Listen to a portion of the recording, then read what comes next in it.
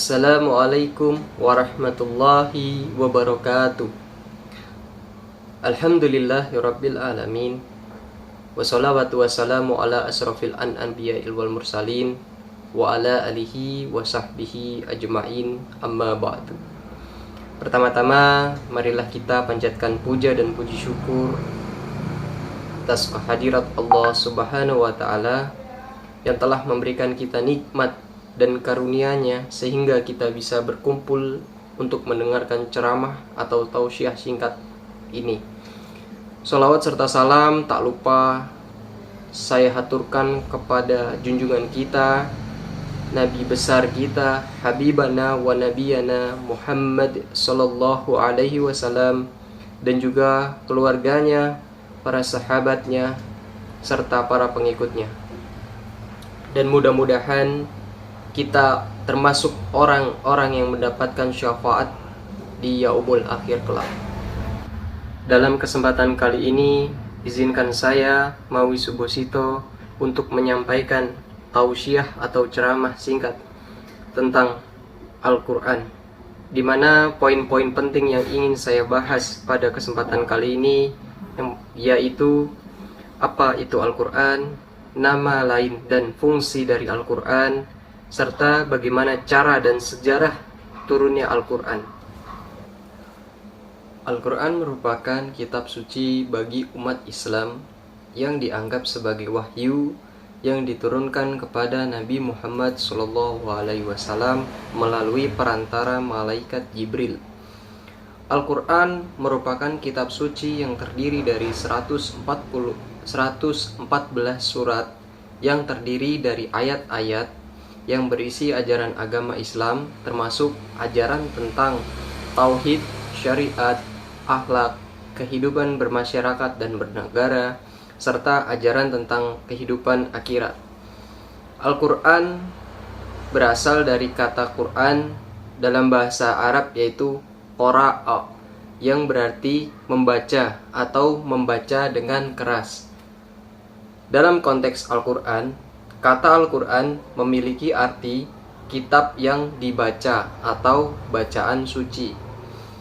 Al-Quran dianggap oleh umat Islam sebagai sumber utama ajaran agama Islam dan pedoman hidup yang harus diikuti oleh setiap Muslim. Al-Quran menjadi sumber hukum Islam yang menjadi acuan dalam menyelesaikan masalah-masalah hukum dalam kehidupan sehari-hari. Dalam kehidupan sehari-hari, Al-Quran juga dipakai sebagai sarana untuk mendapatkan pahala dan beribadah kepada Allah Subhanahu wa Ta'ala. Oleh karena itu, Al-Quran menjadi sangat penting dan dianggap sebagai salah satu aspek yang sangat penting dalam kehidupan bagi seorang Muslim. Adapun nama-nama lain dari Al-Quran ditinjau dari literatur Islam dan di kalangan umat Islam. Di antaranya yang pertama Alkitab, yang berarti kitab suci atau kitab yang paling mulia. Yang kedua Al-Furqan, yang berarti pembeda antara yang hak dan yang batil. Yang ketiga Al-Huda, yang berarti petunjuk atau hidayah. Kemudian Al-Zikir, yang berarti pengingat atau peringatan. Yang selanjutnya Al-Majid, yang berarti yang maha agung atau mulia. Selanjutnya Al-Kalam, yang berarti firman Allah. Selanjutnya An-Nur, yang berarti cahaya. Dan masih banyak lagi nama-nama lain dari Al-Quran itu sendiri. Nama-nama tersebut mencerminkan keagungan dan kemuliaan Al-Quran sebagai kitab suci bagi umat Islam dan sebagai petunjuk yang memberikan hidayah bagi seluruh umat Islam. Fungsi dari Al-Quran tersebut banyak sekali. Adapun beberapa fungsi-fungsi Al-Quran bagi umat Islam, di antaranya yang pertama, Al-Quran sebagai sumber ajaran agama. Al-Quran merupakan sumber utama ajaran agama Islam. Di dalam Al-Quran terkandung ajaran-ajaran pokok agama Islam seperti tauhid, syariat, akhlak, serta ajaran tentang berkehidupan, bermasyarakat, dan berbangsa dan bernegara. Yang kedua, Al-Quran sebagai petunjuk dan pedoman hidup. Al-Quran di sini memberikan petunjuk dan pedoman hidup bagi umat Islam agar dapat menjalani kehidupan yang baik dan benar. Al-Quran memberikan bimbingan tentang cara beribadah, cara berinteraksi dengan sesama manusia, serta cara memperbaiki diri. Kemudian yang ketiga, sebagai sumber hukum. Menjalani kehidupan sehari-hari, Al-Quran juga berfungsi sebagai sumber hukum bagi umat Islam, di mana di dalam Al-Quran terdapat ayat-ayat yang mengatur tentang hukum-hukum Islam, termasuk hukum pidana, hukum pernikahan, waris, dan lain-lainnya. Al-Quran sebagai penghubung antara manusia dengan Allah Subhanahu wa Ta'ala. Al-Quran membantu umat Islam untuk mendekatkan diri kepada Allah Subhanahu wa Ta'ala melalui ibadah dan zikir yang dijelaskan di dalamnya. Dengan demikian, Al-Quran mempunyai banyak sekali fungsi yang sangat penting bagi umat Islam itu sendiri. Oleh karena itu, marilah kita yang senantiasa umat Islam untuk selalu membaca, mempelajari, serta mengamalkan nilai-nilai Al-Quran dalam kehidupan. Sejarah diturunkannya Al-Quran.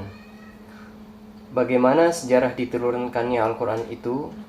Al-Quran diturunkan Allah Subhanahu wa Ta'ala kepada manusia untuk dibaca dan diamalkan. Al-Quran telah terbukti menjadi pelita agung dalam memimpin manusia mengarungi perjalanan hidupnya. Tanpa membaca, manusia tiada akan mengerti akan isinya, dan tanpa mengamalkannya, manusia tidak akan dapat merasakan kebaikan dan keutamaan petunjuk Allah dalam Al-Quran. Al-Quran adalah sumber agama Islam pertama dan utama. Menurut keyakinan umat Islam yang diakui kebenarannya oleh penelitian ilmiah, Al-Quran adalah kitab suci yang memuat firman-firman atau wahyu Allah sama benar dengan disampaikannya oleh malaikat Jibril kepada Nabi Muhammad SAW sebagai Rasul Allah sedikit demi sedikit selama kurun waktu 22 tahun, 2 bulan, 22 hari. Mula-mula di Mekah, kemudian ke Madinah. Tujuannya untuk menjadi pedoman atau petunjuk bagi umat manusia dalam hidup dan berkehidupan mencapai kesejahteraan di dunia ini dan kebahagiaan di akhirat kelak. Al-Quran mulai diturunkan di Mekah, tepatnya di Gua Hiro, pada tahun 6 Masehi dan berakhir di Madinah pada tahun 633 Masehi.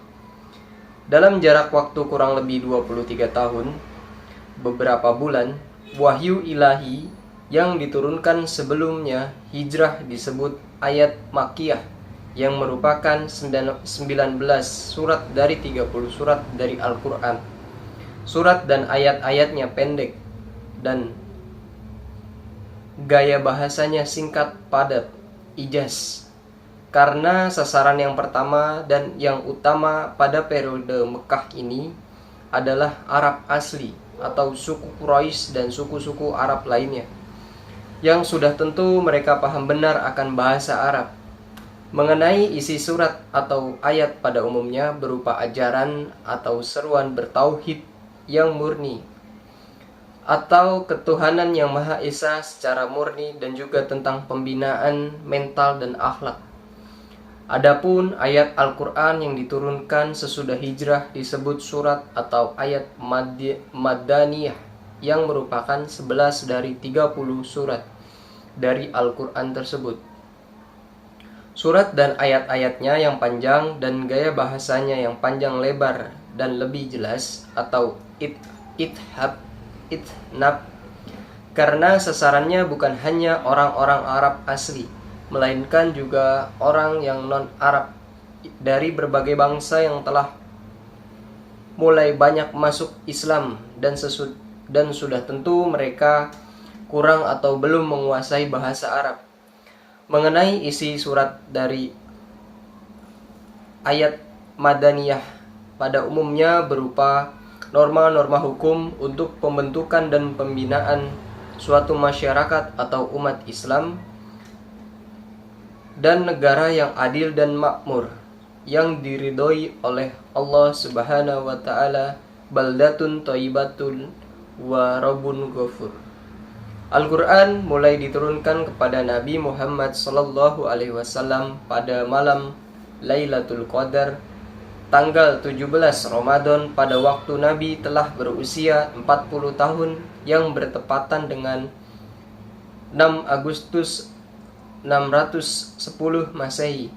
Ayat yang pertama diturunkan oleh Al-Quran yaitu surat Al-Alaq ayat 1 sampai 5, yang dimana surat tersebut berbunyi, A'udzubillahi minasyaitonirrajim, Bismillahirrahmanirrahim, Iqra' bismi rabbikal ladzi khalaq, khalaqal insana min 'alaq, Iqra' wa rabbukal akram, alladzi 'allama bil qalam, 'allamal insana ma lam ya'lam. Sadaqallahul azim. Itulah ayat-ayat pertama yang diturunkan pada Al-Quran tersebut. Ayat-ayat yang permulaan turun ini menunjukkan bahwa Al-Quran mengajak manusia untuk menguasai ilmu pengetahuan. Tema pembahasannya pun ilmu pengetahuan, dan apa yang dibawanya dasar ilmu pengetahuan. Allah mengajarkan manusia apa yang tidak diketahuinya. Pemirsa yang dirahmati Allah Subhanahu wa taala, itulah tausiah singkat saya mengenai apa itu Al-Quran dan sejarah diturunkannya Al-Quran. Semoga dengan mendengarkan dan merenungi tausiah yang tadi saya bahas bisa bermanfaat dan menambah wawasan dan keimanan kita, serta menjadikan kita lebih taat dan istiqomah dalam menjalankan agama Islam. Marilah kita selalu mengingatkan diri kita sendiri untuk senantiasa berpegang teguh pada Al-Quran dan As-Sunnah, serta berusaha untuk mengamalkan ajaran-ajaran yang terkandung di dalamnya dengan sebaik-baiknya. Semoga Allah Subhanahu wa taala senantiasa memberikan hidayah dan bimbingannya kepada kita semuanya. Amin ya rabbal alamin. Sampai saya mohon maaf apabila terdapat kekurangan atau kesalah dalam penyampaian materi kali ini. Semoga Allah Subhanahu wa taala senantiasa melindungi kita dari segala keburukan dan memberikan kemudahan serta berkah dalam segala aktivitas yang kita jalankan. Sampai jumpa pada kesempatan berikutnya dengan tema yang lebih menarik dan bermanfaat lagi tentunya. Wabillahi taufiq wal hidayah. Wassalamualaikum warahmatullahi wabarakatuh.